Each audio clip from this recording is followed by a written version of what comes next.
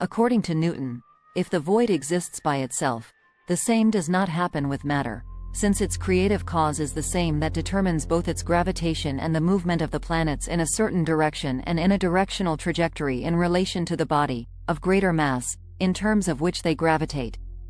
Newton is right. We can say that matter exists by itself as much as void exists, as much as nothing exists by itself.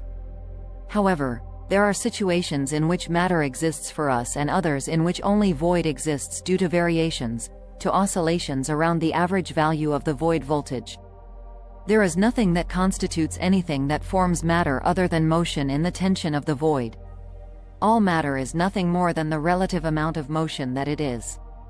The orbital movement of the Moon around the Earth reveals precisely this.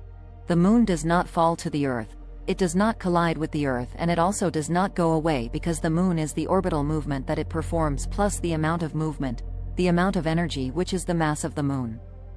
Kepler's and Newton's laws, which always show exact proportionalities between masses and the movements that these masses show, can be explained by this reason.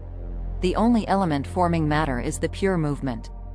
Since there is no absolute reference in the universe for the state of rest, and if there is no standard rest state in the universe, resulting from the continuity of empty space, every state of motion, every kind of motion, can always be perfectly admitted, and also is, a perfect resting situation. This is what allows relatively motions to exist in the universe. The only cause forming all the matter is relative motion. What makes matter gravitate? What makes matter gravitate in an always exactly proportional way between masses and spacetime is the pure relative motion, origin, nature and demonstration of all the concepts involved in the phenomenon of gravitation. Voltaire argued that Newton's gravity, responsible for the first formal element in physical science, was metaphysical in itself, since it was not defined how its instant transmission takes place.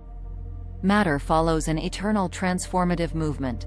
Newton, the constant and exact proportionality always found in all physical equations between matter and motion, as well as the exact and constant always valid proportionality between matter and energy described by E=mc² discovered by Einstein, as well as the exact and constant proportionality always found between energy and motion in all the physical equations dealing with this subject, reveals that matter has no other nature in itself than pure motion.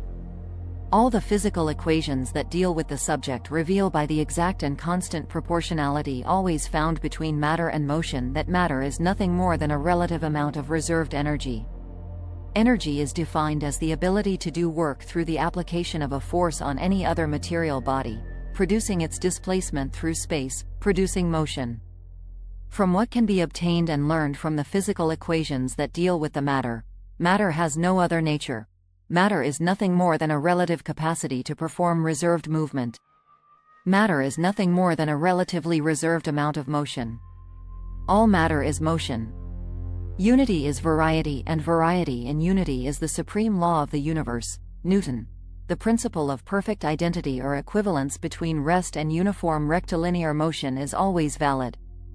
There is no physical experience capable of differentiating a situation of rest from a situation of uniform rectilinear motion. There is no reason to believe that accelerated motions differ in essence from uniform rectilinear motions, as demonstrated by general relativity by stating that a motion accelerated is completely equivalent to a rest in a gravitational field, for example. Only locally do all motions exist.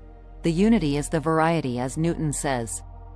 For the universe as a whole there is no movement, or the movements do not have any importance for the universe as such, since all of them can be considered, and are, always also a perfect situation of rest, since there is no physical experience within the universe that makes it possible to distinguish a situation of rest from a situation of uniform rectilinear movement as a function of the continuity of empty space. It is variety in unity. All that is exact refers to geometry. Newton. Empty space is the first origin of the entire universe. Geometry combined with dynamics and statistics form all physics. Thanks for watching. Subscribe to my channel and give your like if you enjoy it.